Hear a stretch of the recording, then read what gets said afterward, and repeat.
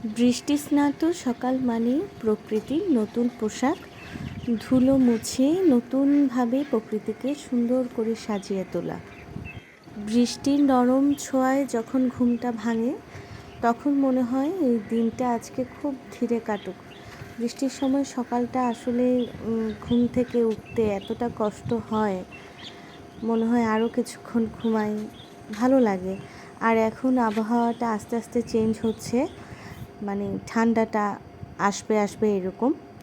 তো আজকে সকালে বৃষ্টি হওয়ার কারণে আমি সকাল সকাল উঠেই আজকে ঘরে টুকিটাকি কাজ করি।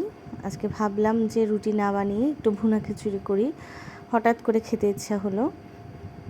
খুব সিম্পলভাবে করেছি, মানে ঝটপট যেন রেডি করা যায়, কারণ হাজব্যান্ড অফিসে যাবে। মামুনিকে আজকে স্কুল পাঠাইনি, মামুনি বেশ কিছুদিন যাবৎ খুব অসুস্থ।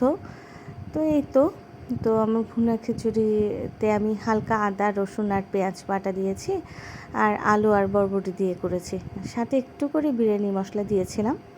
এই তো প্রথমে তো ভুনা খিচুড়ি রান্না করেই আমি আমার হাজব্যান্ডের লাঞ্চটা প্যাক করে দিলাম।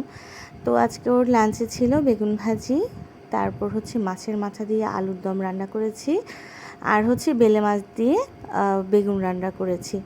তো ওর লাঞ্চ প্যাক করেই ওকে নাস্তাটা রেডি করে দিলাম। তো সবাই ভালো থাকবেন, সুস্থ থাকবেন, এটা কামনা করছি। ধন্যবাদ।